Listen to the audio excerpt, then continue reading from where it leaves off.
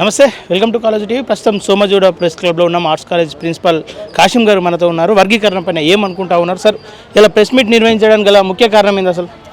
అంటే ప్రధానంగా press meet ఎందుకు నిర్వహించామంటే మాదిగ మేధావుల వేదిక తరపున ఈ కార్యక్రమం నిర్వహించాం.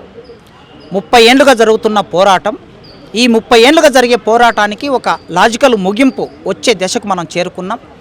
అసెంబ్లీలో ఎస్సీ రిజర్వేషన్ వర్గీకరణ బిల్లును ప్రవేశపెట్టారు. 2 సభలు ఆమోదం కూడా తీసుకున్నారు. ఆమోదం తీసుకున్న సందర్భంలో ఇందులో రేవంత్ రెడ్డి గారి చొరవ ప్రధానంగా ఉందని మేము భావించి అంటే మాదిగలు చేసే పోరాటానికి ఒక ఫలితం వచ్చినప్పుడు కృతజ్ఞతలు చెప్పటం అనేది మా కనీస బాధ్యత. ఎందుకంటే కృతజ్ఞతలు లేని కమ్యూనిటీ అనే ఒక అపవాదం వచ్చే ప్రమాదం ఉంది కనుక ఈ సందర్భంలో ఈ ప్రెస్ మీట్ పెట్టి వారికి కృతజ్ఞతలు చెప్పడమే కాకుండా రేపు వచ్చిన నోటిఫికేషన్స్ను కూడా ఇప్పుడు రాబోయే ఈ వర్గీకరణ జీవోను వాటికి ఇంప్లిమెంట్ చేసి మాదిగ కులాల విద్యార్థులకి నిరుద్యోగులకి న్యాయం చేయాలనే ఉద్దేశంతో ఈ ప్రెస్ మీట్ పెట్టాం. ఇప్పుడు జరిగిన వర్గీకరణని స్వాగతిస్తూ ఉన్నారా, ఇంకేమైనా మార్పులు కోరుకుంటా ఉన్నారా? ఇప్పుడు జరిగిన వర్గీకరణని స్వాగతిస్తున్నాను, నిండు మనసుతో స్వాగతిస్తున్నాను. సాంకేతికంగా అందులో ఉండే సమస్యలు కొన్ని పరిష్కారం కావాల్సి ఉన్నది. ఆ సమస్యలను పరిష్కారం చేయడానికి మేము ముఖ్యమంత్రి గారిని కలిసి వారితో మాట్లాడతాం. నిన్న మందకృష్ణ మాదిగ గారు వ్యతిరేకిస్తూ ఉన్నారు. ఇప్పటికి కూడా కొంతమంది మంత్రులను కూడా దూషిస్తున్నటువంటి సందర్భాలు ఉన్నాయి. వీటిపైన మీ అభిప్రాయం ఏంది? మందకృష్ణ గారు ఉద్యమ నాయకుడు, 30 ఏళ్లుగా ఉద్యమ నాయకుడు. ఆయన ఎంతమంది ఎన్ని రకాల ఇబ్బందులు పెట్టినా ఆయన నిలబడ్డారు, పోరాటం చేశారు. కనుక ఈ ఉద్యమ నేపథ్యంలో ఇవాళ చేసిన ఎస్సీ వర్గీకరణలో ఉన్న సాంకేతిక సమస్యలు ఏవైతే ఉన్నాయో, అసమాన పంపిణీ ఏదైతే ఉన్నదో ఆ అసమాన పంపిణీ మీద ఆయన మాట్లాడారు. మాట్లాడే క్రమంలో ఆ కమిటీలో ఉన్నటువంటి వాళ్ళ మీద కూడా మాట్లాడాడు. ఆ ఉద్యమ నాయకుడిగా మాట్లాడవలసిన బాధ్యత కూడా వారికి ఉన్నది.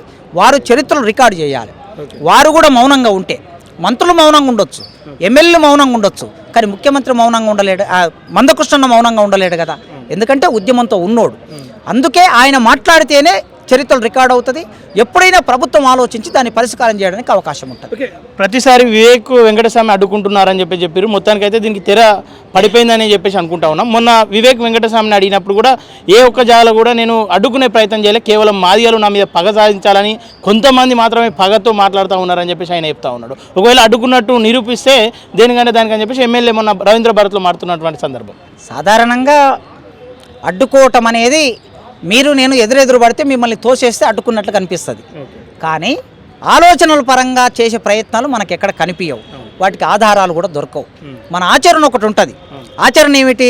వర్గీకరణ జరగొద్దని కొన్ని వేల మందిని తీసుకొచ్చి జింకాన గ్రౌండ్లో మీటింగ్ పెట్టారు కదా. అంటే దాని అర్థం ఏమిటి? అందులో కొంతమంది మాత్రమే వాళ్ళ అభిప్రాయాన్ని వ్యక్తపరచుకోరు, కానీ అందరూ కూడా వర్గీకరణను అడ్డుకుంటామని చెప్పేసి ఎవరు చెప్పలేరని చెప్తారు. దాని నినాదమే, ఆ సభ నినాదమే వర్గీకరణకు వ్యతిరేకంగా బ్యానరు. వర్గీకరణ వద్దు, ఇది అంబేద్కర్ ఆలోచన విధానానికి వ్యతిరేకము, భారత రాజ్యాంగానికి వ్యతిరేకము, 341 ఆర్టికల్కు వ్యతిరేకమని తీర్మానాలు చదివారు సభలో వాళ్ళు. కనుక ఆయన నిర్వహించిన సభనే వర్గీకరణకు వ్యతిరేక సభ. కనుక ఆయన మొత్తం ఆచరణ ఏదైతే ఉన్నదో ఈ ఆచరణ క్రమం చూస్తే ఆయా సందర్భాల్లో సమస్యకి ఆ పరిష్కారం కాకుండా అడ్డుపడుతున్నాడు అనేది అనిపించిన క్రమంలో కొందరు మాట్లాడారు.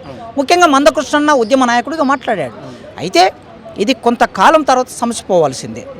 ఒక పరిష్కారం దొరికిన తర్వాత వివేక్ గారైనా మందకృష్ణ అయినా ఇంకొకరైనా ఎవరైనా కలిసి ఉమ్మడి ప్రయోజనాల కోసం పోరాటం చేయవలసిన అవసరం ఉన్నది. అంటే ఇప్పుడు అవకాశాలు ఉన్నాయా? కలిసి పనిచేసే మాలమాదిలు కలిసి పనిచేసే అవకాశాలు ఉన్నాయా? ఖచ్చితంగా. చరిత్రలో ఎప్పుడైనా సరే, ఇప్పుడు తెలంగాణ ఆంధ్ర విడిపోయింది, తెలంగాణ ఆంధ్ర ఉమ్మడి ప్రయోజనాలు వచ్చినప్పుడు ఇవాళ తెలంగాణ ప్రజలు ఆంధ్ర ప్రజలు హైదరాబాద్లో కలిసే జీవిస్తున్నారు, ఒకటిగానే ఉన్నారు. కనుక మాలమాదిగల మధ్య వచ్చిన చిన్న సమస్య, ఒక రాష్ట్రం విడిపోయినంత సమస్య కూడా కాదు ఇది. ఉన్న రిజర్వేషన్ ఎవరి జనాభా ప్రకారం వాళ్ళు పంచుకునే సమస్య, అది పరిష్కారం అయింది. ఈ మాలమాదిగల్ని అంటరానితనం వెంటాడుతున్నది. ఈ మాలమాదిగలకి ఇంకా అధికారం లేదు, సంపద మీద అధికారం లేదు, రాజ్యాధికారం కూడా లేదు. దానికోసం వీళ్ళు ఉమ్మడిగా పోరాటం చేస్తారనే నమ్మకం మాకున్నది. అంబేద్కర్ ఈ 2 కులాలను నడిపించేటటువంటి భావజాలపరమైన సిద్ధాంత శక్తి.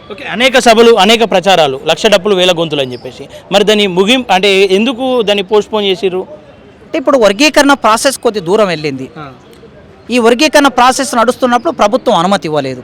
ప్రభుత్వం అనుమతి ఇవ్వనప్పుడు ప్రభుత్వంతో ఘర్షణ పెట్టుకొని సభ జరపవలసిన పరిస్థితి ఉండకూడదని భావించారు.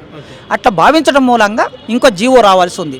జీవో వచ్చిన తర్వాత ఇంతకన్నా పెద్ద సభ ఇంకొకటి ప్లాన్ చేద్దామని కొంత విశ్రాంతి మాత్రమే, ఇది విరమణ కాదు, ఇది విశ్రాంతి మాత్రమే. Okay sir, thank you.